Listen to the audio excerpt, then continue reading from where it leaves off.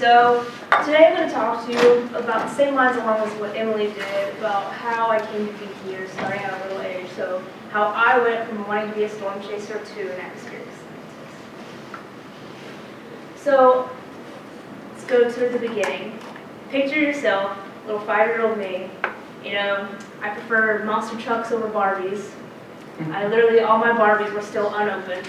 I sold during my college years. So, starting around age 5, I would watch storm stories on the Weather Channel, and I was obsessed when they had the episodes involving tornadoes. I don't want to say I love the destruction, but it did really intrigue me. And especially growing up in South Carolina, we had great summer thunderstorms. They used to wake me up in the middle of the night, like when they'd hit a telephone pole and it would cause your house phone to ring. Like, we had crazy storms. So that's what first piqued my interest, and yeah, this picture was taken my senior year of high school, so I took that picture. So, going on through school, go to high school, I know I want to go to school for meteorology.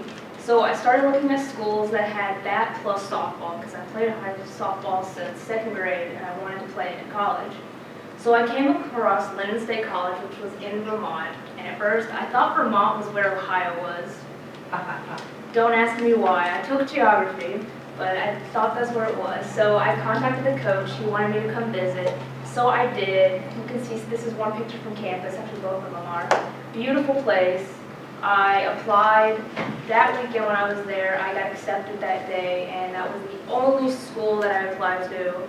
And it's great because Linden is ranked one of the top meteorology schools in the nation, specifically for broadcast, which I didn't want to do, but still a great school.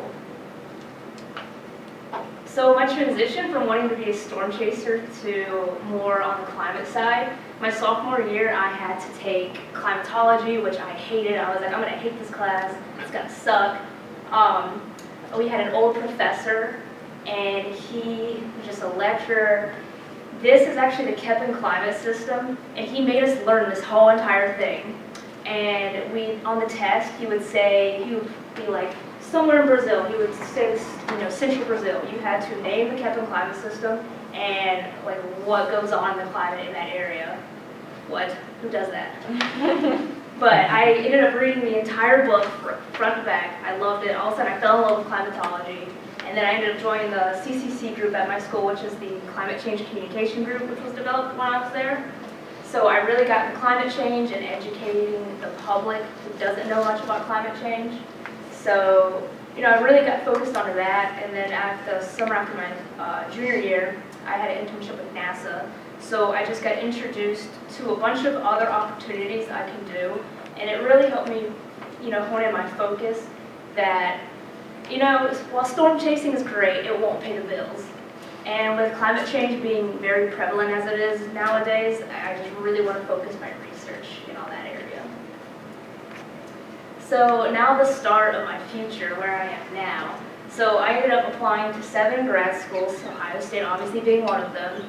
And so I came here and visited last February, and I fell in love with the place. Everyone was so nice. Dr. Montenegro was going to be my advisor. Met him. He's a really great guy. So I just fell in love with this place. So I accepted, and I had one of the best offers.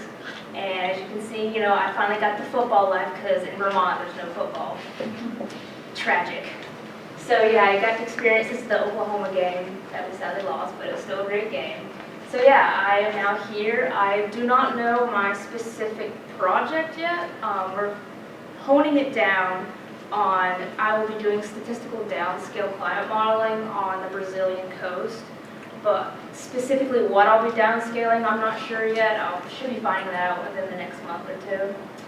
But yeah, to be continued.